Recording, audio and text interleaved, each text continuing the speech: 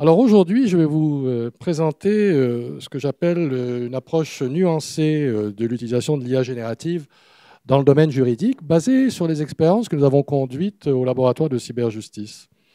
Évidemment, il y a une série de questionnements que soulève cette technologie, parce qu'on en parle beaucoup, mais il y a souvent un effet de mode et aussi une surestimation, et ce qu'on appelle aussi une économie de la promesse, Sociology of Expectation, c'est-à-dire qu'on croit en des choses qui ne sont peut-être pas encore tout à fait réelles, si je puis dire. Alors, où en est-on dans l'intégration pratique, parce qu'on va avoir une approche pratique, de l'IA générative dans le domaine juridique? Quels sont les usages émergents et quels enseignements peut-on tirer de ces premières expériences, avec notamment le recours à des travaux empiriques d'évaluation des utilisations des modèles de type chat GPT. Alors, afin de répondre à ces interrogations, je vais me concentrer sur une exploration concrète et donc pragmatique des recherches et expérimentations menées dans ce domaine de l'IA générative, appliquées au droit et au domaine de la justice, que je distingue. Droit et justice, je les distingue, vous le verrez lors de cette présentation. Accès au droit, accès à la justice sont deux phénomènes qui sont évidemment très connectés, mais qui sont distincts. Je mettrai donc l'accent sur des aspects pratiques, sans évidemment minimiser l'importance des considérations liées au cadre juridique et aux droits fondamentaux, que ce soit le procès équitable, protection des renseignements personnels, etc. Mais je ne les aborderai pas directement dans le cadre de cet exposé. Cet exposé, dont vous reconnaîtrez, je le souhaite, les images de fond, qui sont une référence amusante à la série américaine Mad Men. Alors tout d'abord, je dirais quelques mots du concept d'IA générative, et je le distinguerai par rapport aux approches précédentes, que ce soit l'IA symbolique ou connexionniste. Je dirai ensuite quelques mots de plusieurs cas d'utilisation de l'IA générative dans le domaine juridique, en mettant l'accent sur des études de cas développés au laboratoire de cyberjustice, des case studies, et finalement, sur la base de ces études et ces analyses, je dirai quelques mots, ou formulerai plutôt quelques recommandations pratiques qui tiennent compte des risques et des opportunités associés à l'IA générative dans le domaine juridique. Alors, d'abord, on peut se demander qu'est-ce que l'IA générative? Bon, très rapidement, bien entendu.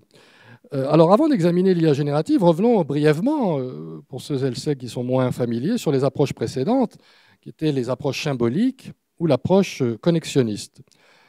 L'approche symbolique, c'est une approche de l'IA qui se concentre, vous le savez sans doute, sur la manipulation de symboles et de connaissances déclaratives, représentées sous forme de langage naturel ou de graphes.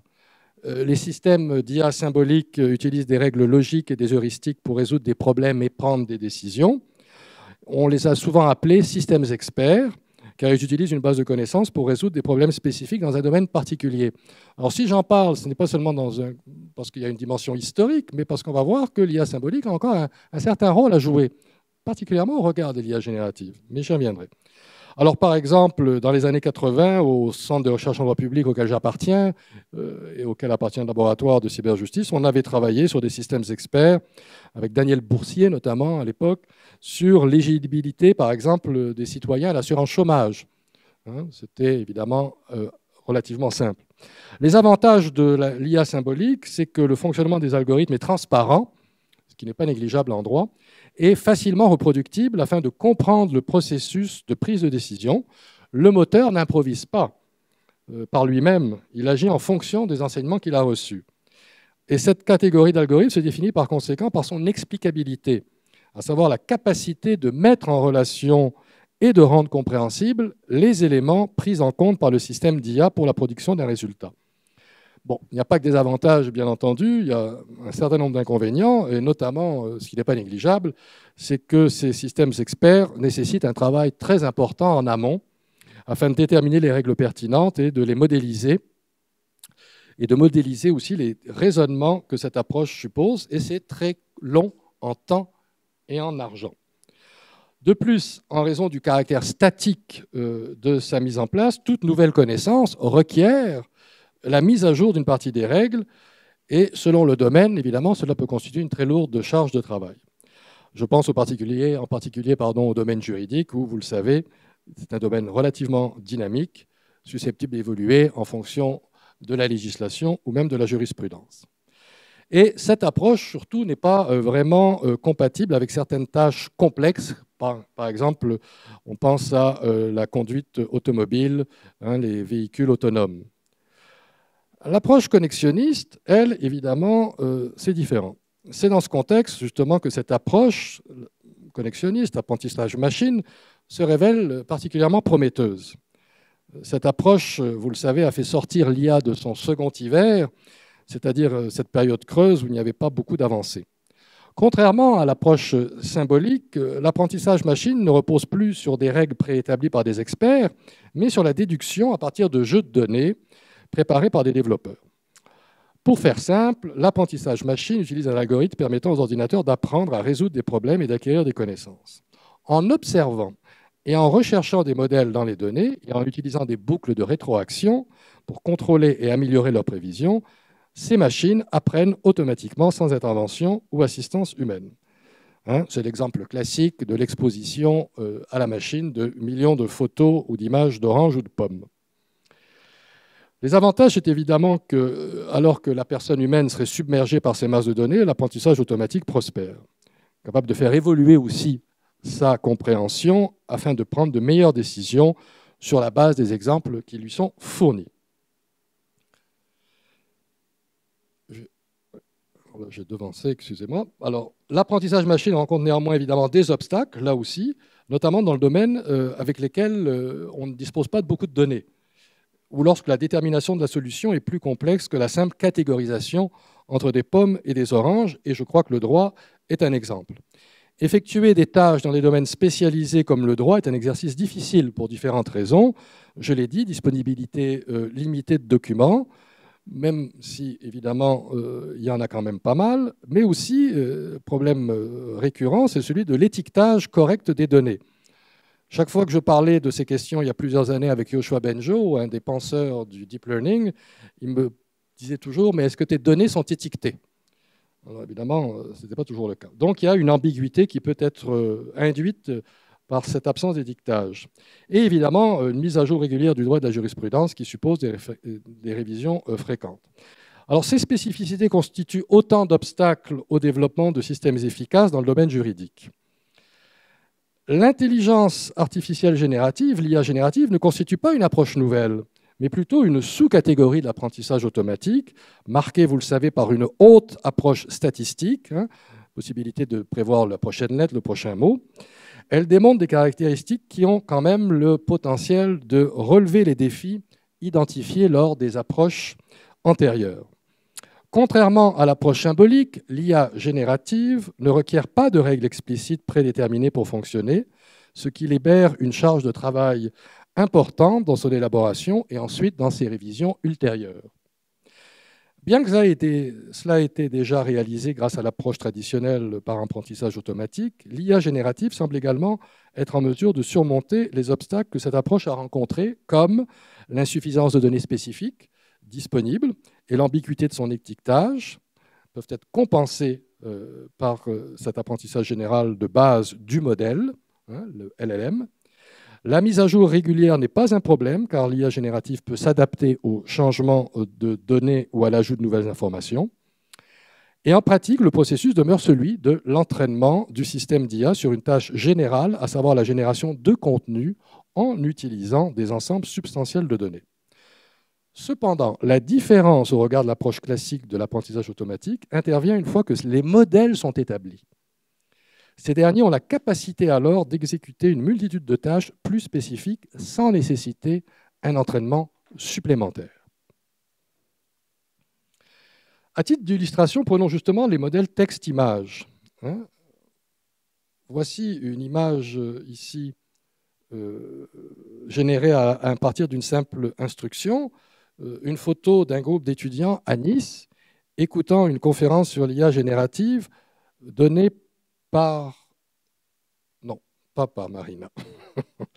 Alors donc après avoir été entraîné sur des millions de photos, le modèle, vous le voyez, et vous le savez puisque vous en avez fait l'expérience vous-même sans doute, a acquis de nombreuses connaissances spécifiques telles que l'apparence des humains, l'aspect de Nice, le concept d'une conférence et même l'écriture de texte. Il devient alors capable de mobiliser ces connaissances spécifiques pour générer une image correspondant à tous les éléments, mentionnés dans l'instruction de l'utilisateur, ce qu'on appelle un prompt. Alors, nous ne sommes pas encore dans un contexte d'utilisation juridique, bien entendu, ici, mais cet exemple démontre comment, à partir d'une tâche générale, consistant à distinguer des éléments visuels, tels que des êtres humains, des paysages et des concepts, la conférence, l'IA générative peut exécuter une tâche spécifique, à savoir générer une image, voire dessiner, sans aborder les considérations relatives à l'aspect créatif et humain de ce concept. Alors, en ce qui concerne le droit, c'est plutôt la génération de texte, évidemment, qui va nous intéresser. Dans ce cas, l'IA générative fait appel aux grands modèles de langage. Pour simplifier, leur fonction est de prédire le prochain mot dans une séquence de mots. On peut les comparer à nos téléphones mobiles, nos téléphones portables, ou après avoir commencé à taper, une suggestion pour le mot suivant s'affiche à l'écran. Ça ne marche pas toujours, mais c'est quand même un concept puissant. L'entraînement à la prédiction du mot suivant dans une séquence permet donc au modèle d'acquérir un certain nombre de compétences. Par exemple, si un texte contient un paragraphe en anglais, puis les mots en français, il est probable qu'une traduction française du paragraphe suivra. Ainsi, pour prédire le mot suivant, le modèle apprendra à traduire entre l'anglais et le français. En raison de l'énorme variété de textes disponibles sur l'Internet, cela signifie que le modèle absorbera un nombre impressionnant de compétences telles que la rime, la traduction, l'argumentation, le codage informatique et la rédaction de lettres. La plupart des grands modèles de langage, comme ChatGPT ou Gemini, sont accessibles via une interface de chat, un agent conversationnel, en ligne, le plus souvent gratuitement, et que vous avez probablement déjà utilisé à plusieurs reprises. Toutefois, les entreprises à l'origine de ces modèles fournissent également des API, des interfaces de programmation d'applications, qui permettent aux développeurs d'intégrer les fonctionnalités de ces grands modèles de langage dans leur propre logiciel. Ces interfaces coûtent généralement quelques centimes par millier de mots générés et ont donné naissance, vous l'avez sans doute vu, à une vague d'applications alimentées par l'IA. Lorsque vous utilisez l'interface de dialogue en ligne ou l'API, vous louez essentiellement les services d'OpenAI ou de Google pour faire fonctionner ces modèles. Cela peut comporter certains risques juridiques, notamment en ce qui concerne la protection des données ou une kyrielle d'autres actes illicites potentiels, l'atteinte à la propriété intellectuelle. On verra bien les résultats des affaires en cours aux États-Unis, notamment impliquant le New York Times et d'autres médias de cette nature. Plus récemment, un certain nombre de modèles open source ont été publiés et ils peuvent être téléchargés et exécutés localement sur un ordinateur, ce qui signifie que les données ne sont jamais envoyées à un tiers. Bien qu'ils ne soient pas aussi puissants en termes de capacité de raisonnement, par exemple, que les grands modèles commerciaux, ces modèles s'améliorent rapidement et pourraient jouer un rôle important dans le déploiement de l'IA à l'avenir.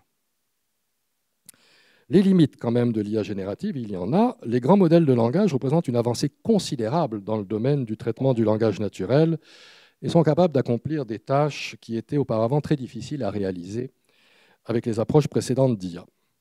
Cependant, ces modèles ne sont pas magiques et leurs possibilités restent limitées. Ils sont fondés, on l'a dit, sur une approche statistique. Il n'y a pas de raisonnement dans ces outils. Quelques limites de ces modèles. L'affabulation. Les Anglais parlent d'hallucination. Je préfère parler d'affabulation. Le modèle affabule.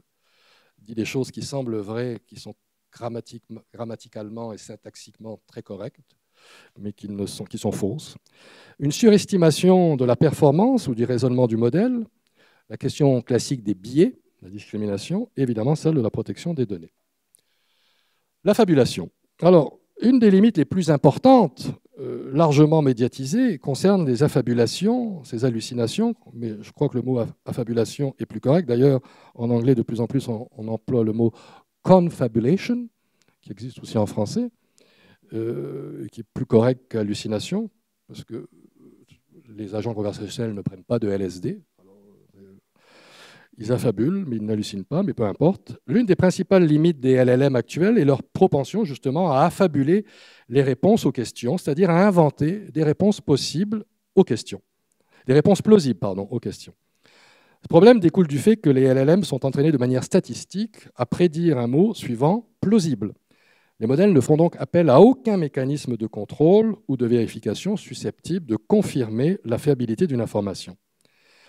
Ils pourraient, et c'est déjà arrivé, c'est arrivé avec un avocat américain, créer une jurisprudence ou une loi entièrement imaginaire, avec un titre et une date en réponse à une question de l'utilisateur. Et pour le profane, ça tiendrait la route. Il lirait ça, il dirait ça me semble tout à fait correct. Lorsque l'on pose une question à un LLM, il est donc crucial de maintenir évidemment un esprit critique et de toujours vérifier l'information fournie, comme le reconnaît l'équipe d'OpenAI elle-même. Un autre problème, c'est la surestimation de la performance et du raisonnement. Un autre problème est celui-ci, surtout dans les grands modèles linguistiques. Alors, les êtres humains ont en général tendance à surestimer les capacités des systèmes numériques, ce qu'on appelle l'effet ELISA, basé sur un système d'IA qui pouvait agir comme un psychologue développé dans les années 50.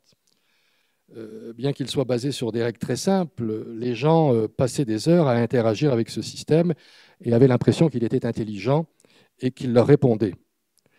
Pour la même raison, il convient d'être prudent donc, lors de l'utilisation des grands modèles de langage. Même s'ils semblent très intelligents, n'oublions pas, ils ne raisonnent pas. Ils peuvent rédiger des réponses à la grammaire parfaite, comme je l'ai dit, mais ne sont pas à la hauteur en ce qui concerne le raisonnement logique de base. Il est donc important de garder à l'esprit que ces modèles ont été formés exclusivement pour prédire le mot suivant dans une séquence. On peut dire qu'ils ne comprennent pas le sens des mots.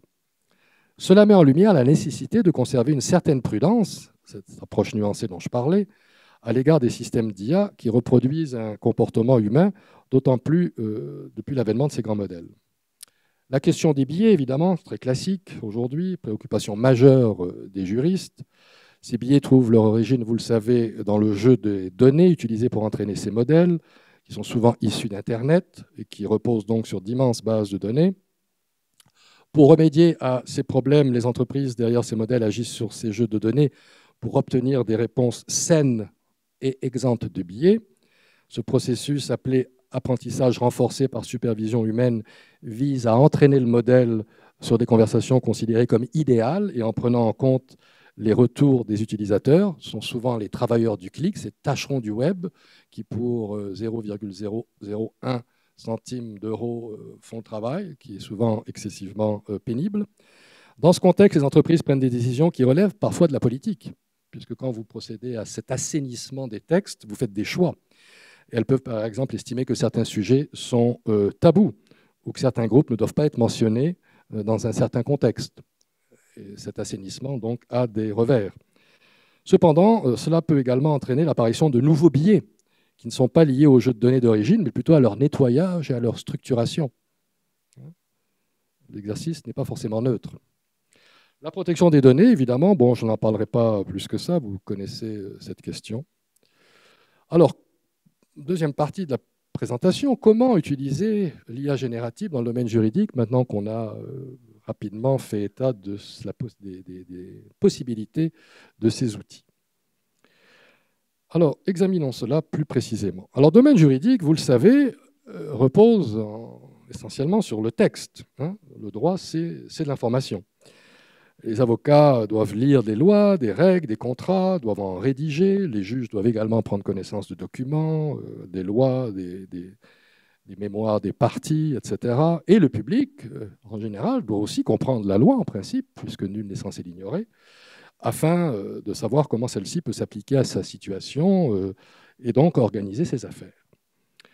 On l'a vu, les grands modèles de langage nécessitent de vastes bases de données pour apprendre, ce qui rend à première vue le domaine juridique approprié. Les premiers signes de cette tendance ont déjà commencé à apparaître, comme l'atteste cette anecdote. En 2023, une équipe de chercheurs conduite par Daniel Martin Katz, a annoncé dans un premier temps que le modèle GPT-4, c'est ça, d'OpenAI, passait haut la main un examen du barreau américain, le Uniform Bar Examination, et classé parmi les 10% des meilleurs étudiants. Alors tout le monde a fait « Oh, waouh !»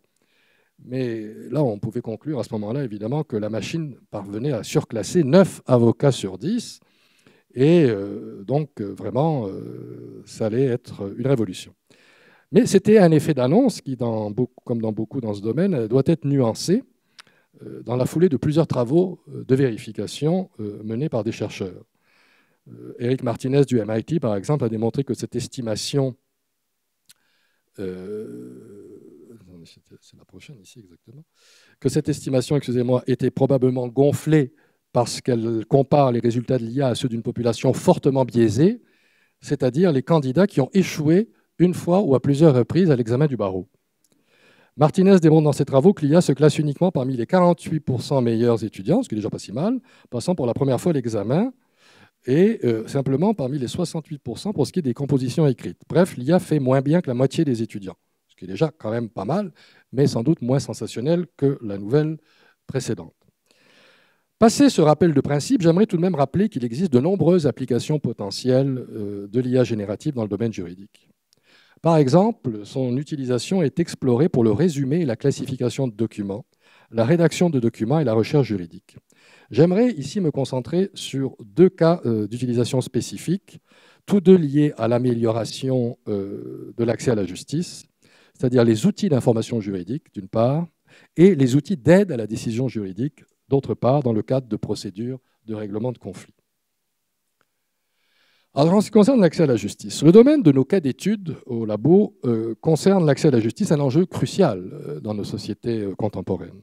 Au Canada, des études ont démontré que près de 50% des individus sont confrontés à un problème juridique grave au cours d'une période de quelques années seulement.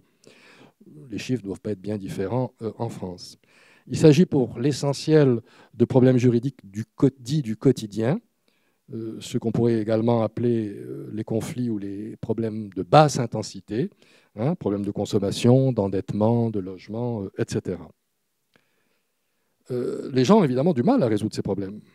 Une étude conduite par un de mes collègues de York, de Osgoodall, Trevor Farrow, a estimé que la difficulté d'accès à la justice coûtait des centaines de millions de dollars par année au Canada en différents frais pour les individus et pour l'État lui-même. Les problèmes sont classiques, une mauvaise compréhension des droits dont les justiciables disposent, des difficultés à naviguer dans le système judiciaire et à composer avec les procédures. Voyons comment les LLM peuvent aider à résoudre ces problèmes et quelles sont les limites à ne pas franchir. Dans notre premier cas d'étude sur les grands modèles de langage, examinons leur utilisation pour communiquer des informations juridiques aux individus.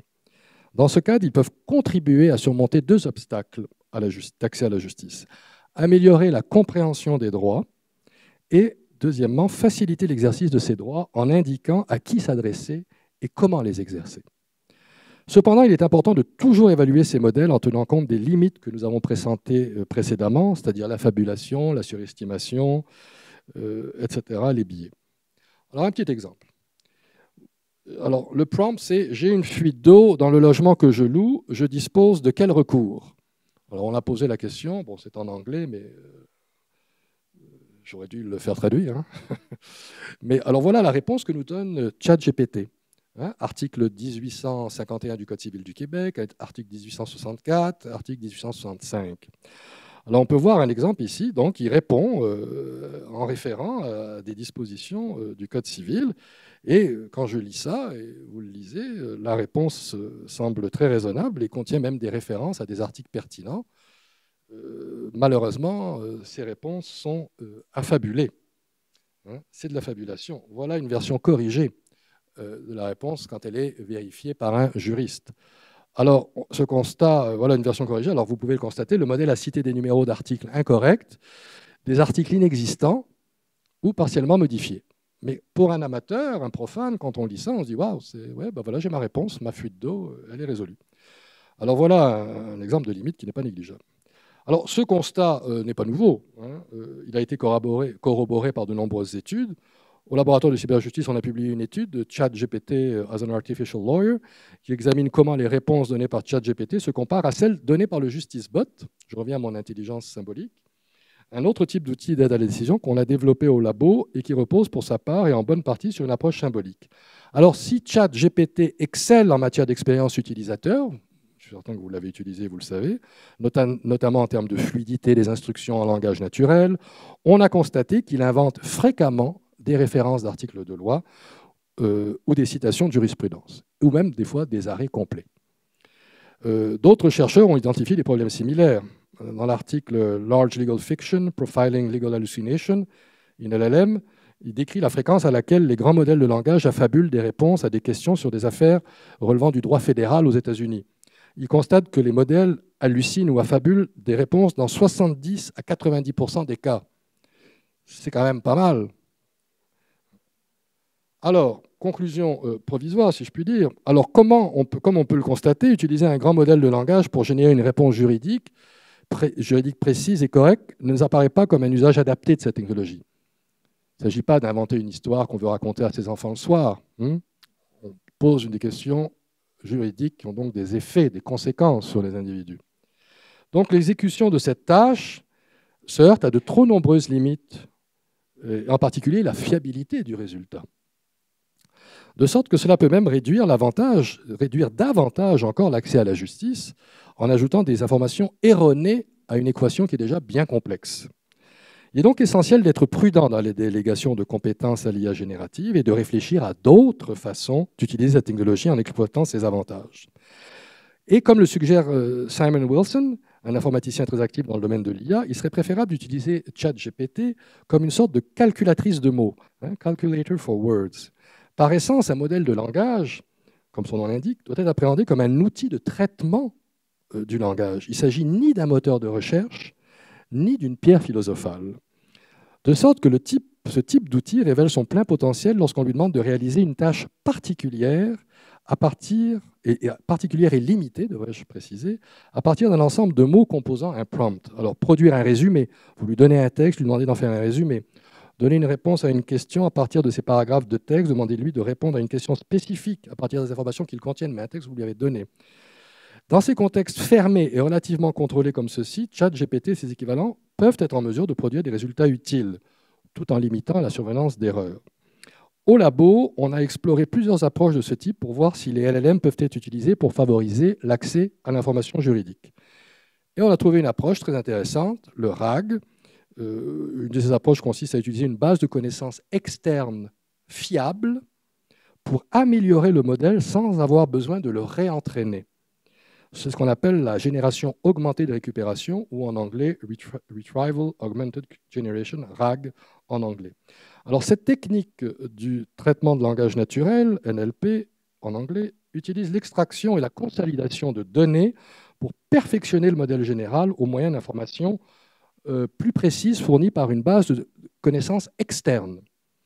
On a déployé cette technique au labo dans le cadre de notre outil ParleBot, qu'on va voir ici ou qui va apparaître bientôt, que je vais vous présenter donc dans quelques secondes. Dans cette approche, le processus de génération d'une réponse est différent. L'utilisateur pose sa question à ChatGPT, le modèle général, qui la transfère directement au RAG, c'est-à-dire la base de connaissances externe. Les termes utilisés dans la question servent à sélectionner les documents pertinents dans la base de données externe. Et la question et les documents sont ensuite retransférés au modèle ChatGPT ou tout autre LLM, pas que ChatGPT, avec l'instruction de les utiliser comme base textuelle dans la génération de sa réponse en fournissant une référence au matériel source. Alors cette approche rejoint justement la préconisation de Wilson que nous venons d'évoquer, qui suggère d'utiliser la capacité des grands modèles de langage à traiter des grands volumes de texte en les encadrant via une base de connaissances externes plutôt que le vaste et vague paysage de l'Internet. Alors dans ce cadre, le contexte et l'instruction, la question, le prompt, doivent bien entendu correspondre au contenu de cette base de connaissances externes. Si vous posez une question sur le logement, il ne faut pas référer à la base de connaissances externes en physique quantique, bien entendu. Alors, examinons ça. Ici, par exemple, au Québec, on va poser la question à ParleBot.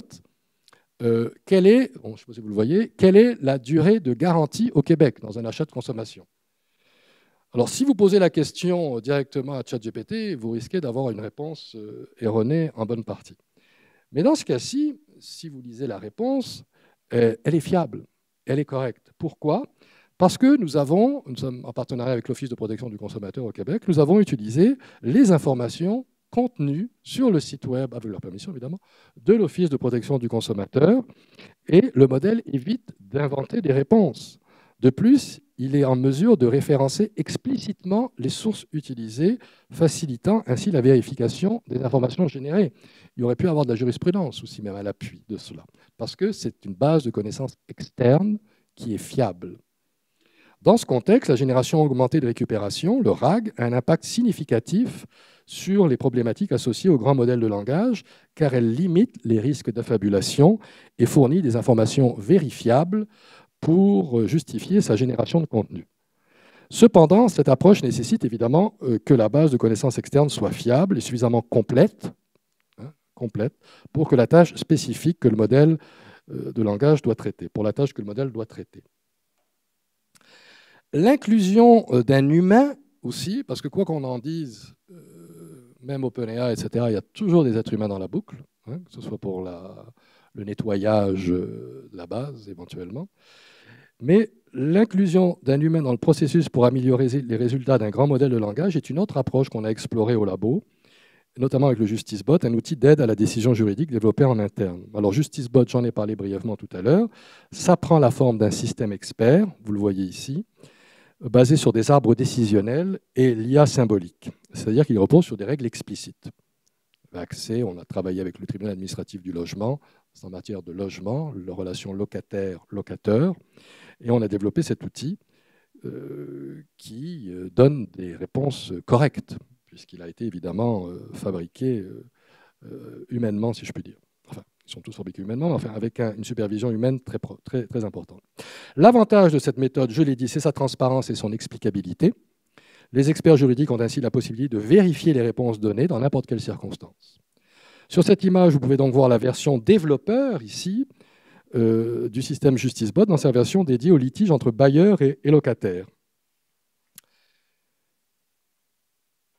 Dans notre approche structurée par l'IA symbolique, nous sommes confrontés à un processus, on le sait, lent et manuel, qui exige une attention particulière à l'analyse légale de la part des experts juridiques qui contribuent à son développement. Nous sommes dans une faculté de droit, alors on peut aussi bénéficier d'une main-d'œuvre qualifiée, les étudiants, qui nous aident évidemment pour ce faire.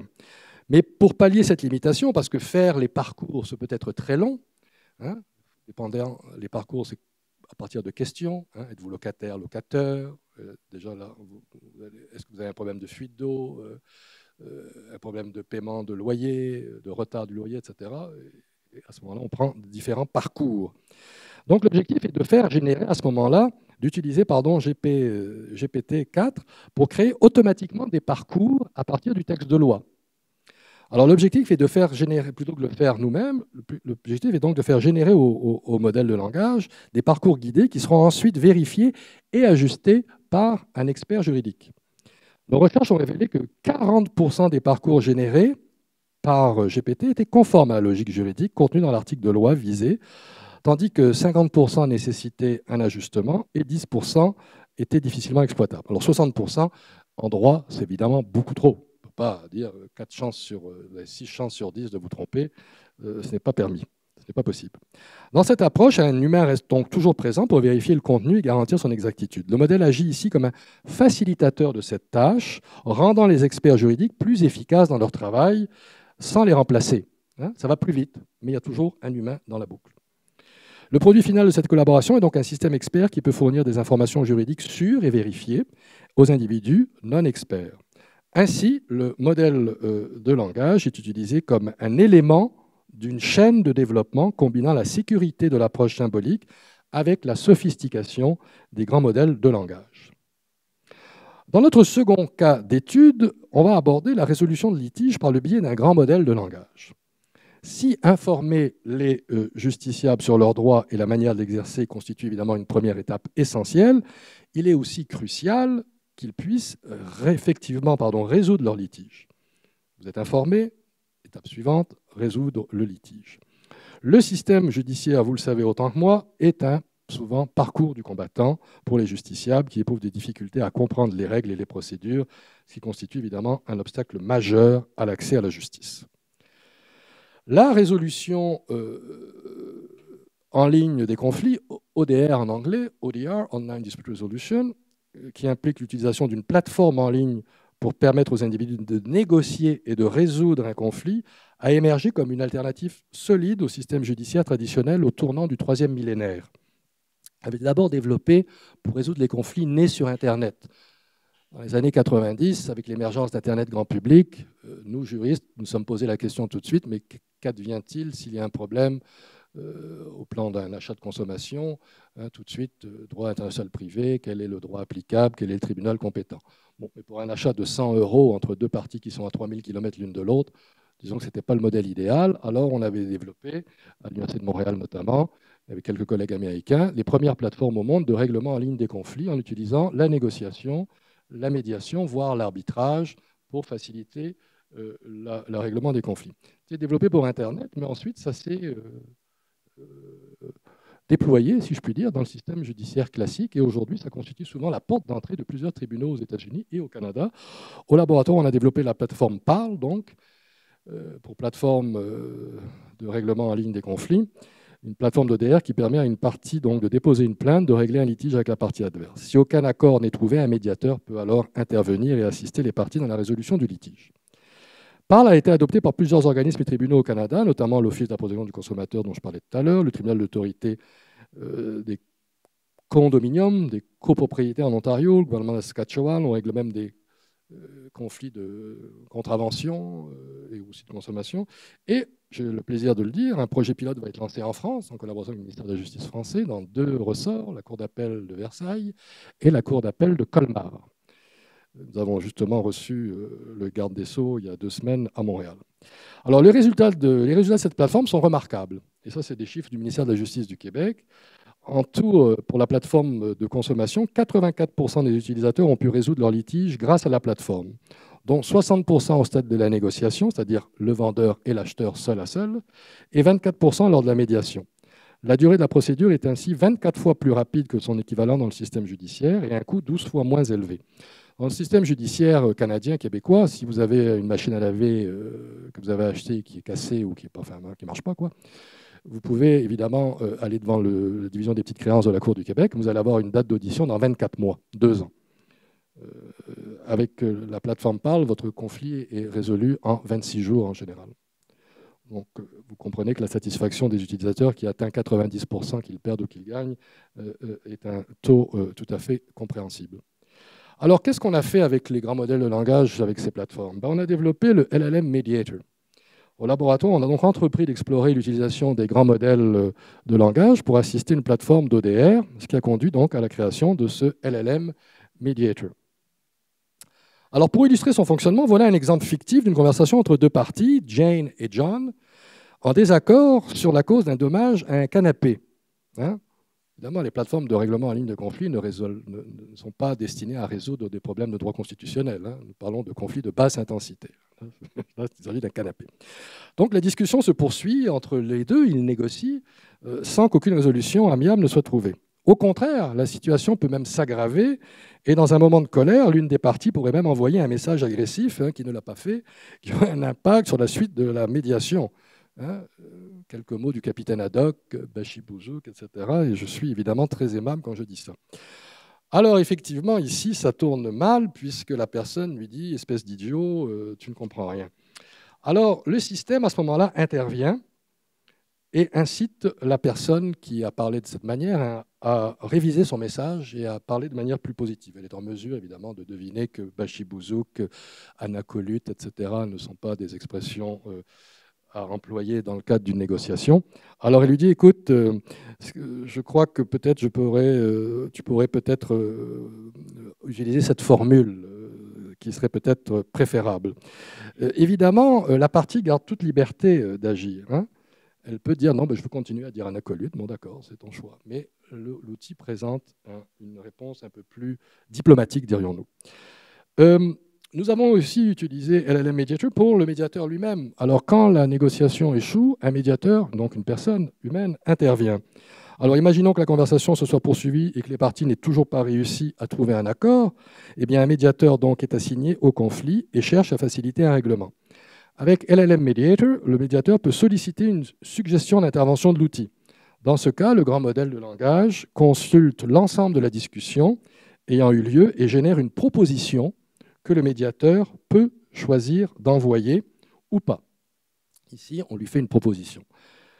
En analysant la réponse générée, le système donc a saisi le contexte du conflit et proposé un message mettant en avant ses faits saillants et guidant les parties vers un accord. L'outil peut également résumer l'affaire au médiateur seulement. Là, on lui suggère carrément une réponse. Une fois encore, le médiateur, l'humain, ici, conserve le contrôle sur le processus et peut décider de modifier le message ou d'en rédiger un entièrement nouveau. Le médiateur humain a toujours la possibilité donc de vérifier et d'évaluer si l'outil est utile à la médiation. À terme, une version ultérieure de LLM Mediator pourrait intégrer des fonctionnalités permettant une intervention même automatique dans une discussion sans vérification humaine préalable. Ce sera un choix éditorial, si je puis dire, important.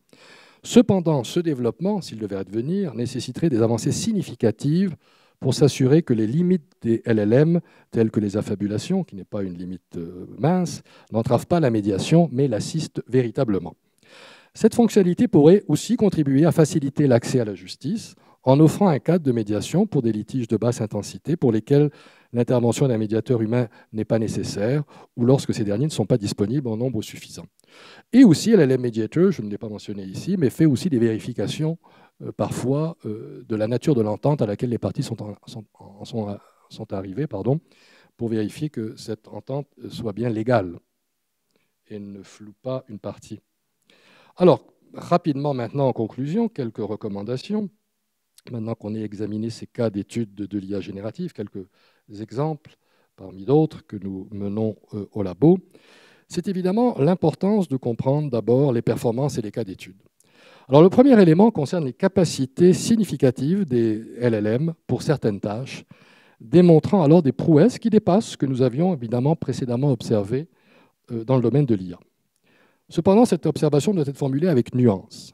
Ces capacités peuvent varier considérablement en fonction de la nature de la tâche, parfois produisant des résultats médiocres et exposant à un risque d'affabulation, surtout lorsqu'il s'agit de répondre directement à une requête d'information.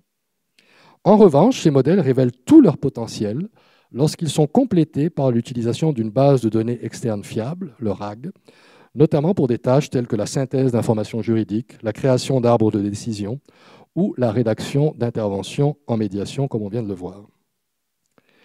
Il est donc crucial de parvenir à distinguer les bonnes des mauvaises pratiques afin de repérer les bons et les mauvais usages des LLM dans le domaine juridique.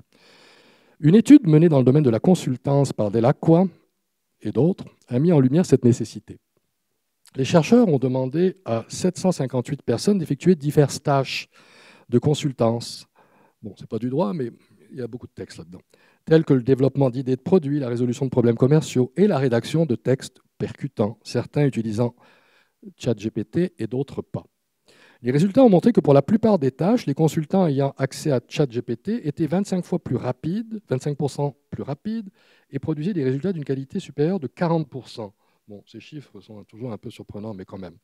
Cependant, pour les tâches qui reposaient sur une étude qualitative et même quantitative de données et qui étaient réputées difficiles à réaliser pour les grands modèles de langage, les utilisateurs ayant recours à l'IA ont obtenu des résultats moins performants que ceux n'ayant pas eu accès. C'est un peu la différence entre ce qu'on pourrait comparer à un travail qu'on demande à un élève de 12 ans sur la guerre du Vietnam, au même travail qu'on demande à un étudiant universitaire sur la même guerre du Vietnam. Le travail sur la guerre du Vietnam pour un élève du secondaire qui a 12-13 ans, c'est factuel, ça peut aller. Un travail sur la guerre du Vietnam pour un étudiant universitaire, ça ne peut pas simplement être dire l'offensive du Tet en 1960. Non, il faut avoir évidemment un raisonnement un peu plus complexe. Et en droit, c'est évidemment le cas. Pour les auteurs, ces résultats soulignent l'importance de classifier correctement les tâches pour tirer pleinement parti du potentiel des LLM, qui ont un grand potentiel, et éviter de leur confier des tâches qui ne correspondent pas à leurs capacités. C'est le concept qu'ils appellent de frontière technologique en dents de scie, de Jagged Technological Frontier. La frontière technologique en dents de scie dans le domaine juridique, comment se présente-t-elle cette frontière? Eh bien, selon Kapoor de Princeton avec ses collègues, qui examine la différence entre les différentes tâches inhérentes au domaine juridique, dans un article qui est cité quelque part ici, dont je pourrais vous donner la référence pour ceux que ça intéresse, les auteurs affirment qu'il est primordial de pouvoir évaluer et de comprendre les performances de ces modèles avant d'envisager de les utiliser pour réaliser des tâches juridiques. Or, l'évaluation des performances d'un modèle dans le cadre de la réalisation de tâches juridiques est une question qui est loin d'être triviale, une question assez complexe. Il peut y avoir une réponse, parfois il peut y avoir une réponse correcte, évidente, comme dans le cadre d'un examen à choix multiples pour le barreau américain ou d'un problème d'un conflit de basse intensité où les paramètres juridiques sont très établis. Mais dans notre cas, comme c'est souvent la situation en droit, les tâches faisant appel à la créativité, au raisonnement ou au jugement, il n'y a souvent pas de réponse correcte évidente, ni même moyen d'évaluer les performances réelles d'un modèle. Alors, comme le rappellent les auteurs de cet article, le déploiement efficace de l'IA dans des contextes juridiques nécessite de recourir non seulement à des évaluations techniques, le système fonctionne-t-il comme le présente son concepteur, très important, mais également à des évaluations socio-techniques solides réalisées dans le contexte spécifique dans lequel le système d'IA peut être déployé. Et d'ailleurs, l'absence d'une telle évaluation socio-technique peut expliquer la forte propension à l'échec des applications d'IA prédictives dans le domaine juridique à l'heure actuelle. Dans le cadre des travaux menés au laboratoire de cyberjustice, nous avons déterminé que pour certains cas d'utilisation bien précis, les LLM actuels pourraient déjà être suffisants. Cependant, leur mode d'implantation demeure crucial.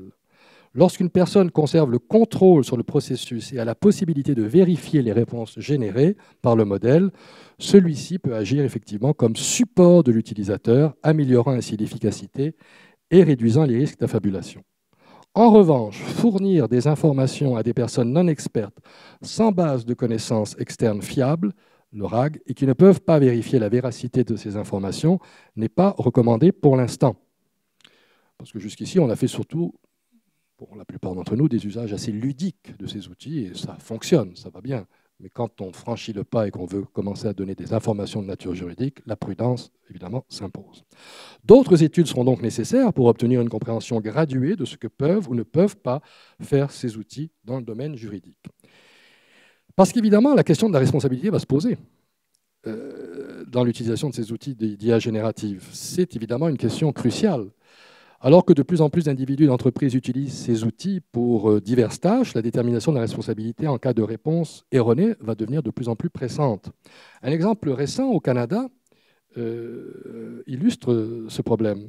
Dans une affaire opposant un client de la compagnie aérienne Air Canada à Air Canada, le client avait demandé à un robot conversationnel sur le site de Air Canada, sur son site internet, si une promotion pouvait être obtenue de manière rétroactive. Le robot avait dit oui, il pouvait obtenir ce rabais de manière rétroactive, affirmant donc que cela était possible, alors que la politique de l'entreprise, évidemment, mentionnait le contraire. Alors le client n'a pas eu droit à sa remise. Alors, comme les Canadiens sont peut-être un peu moins batailleurs au plan juridique que les Américains, il a quand même saisi le tribunal. Et le juge a conclu à une déclaration inexacte par négligence de la part d'Air Canada, qui mettait à disposition sur son site internet un robot conversationnel sans avoir pris des mesures pour s'assurer de la véracité du contenu qu'il communiquait aux utilisateurs. Et monsieur a eu donc droit à son rabais. Et dans le domaine juridique, des scénarios similaires de responsabilité pourraient survenir. Pour multiplier les exemples.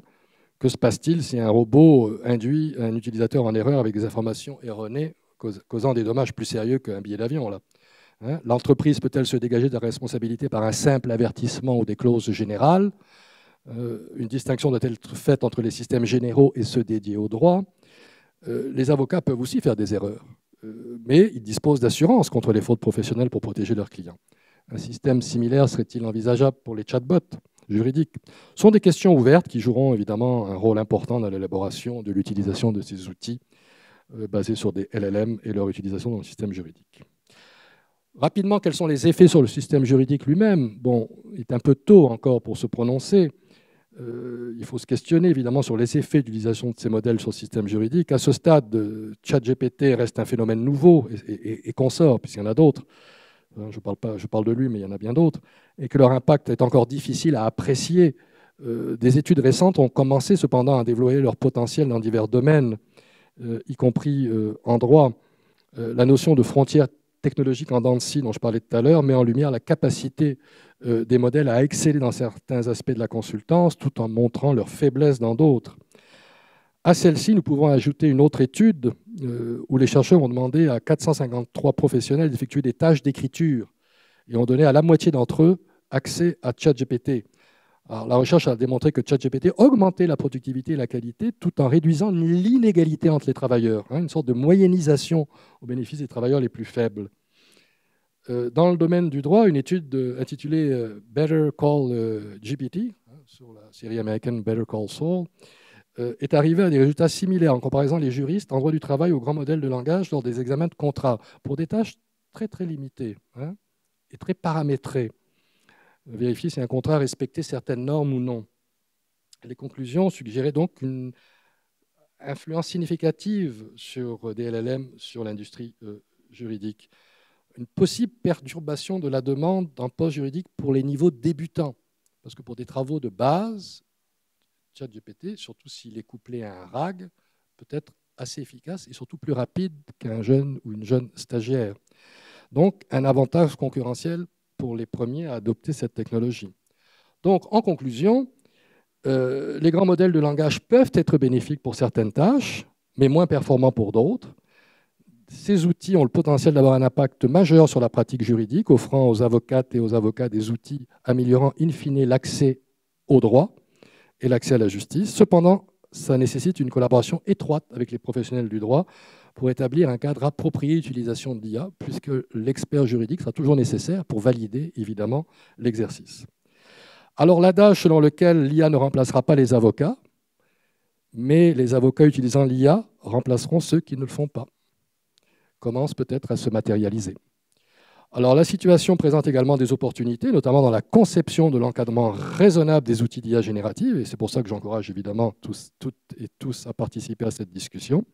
Mais ce recours à l'IA générative, pour moi, suppose un objectif clair, qu'un plus grand nombre de personnes soient mieux servies par le système judiciaire et que la question de l'accès au droit et à la justice pour les justiciables en général soit au centre de nos préoccupations. Je vous remercie.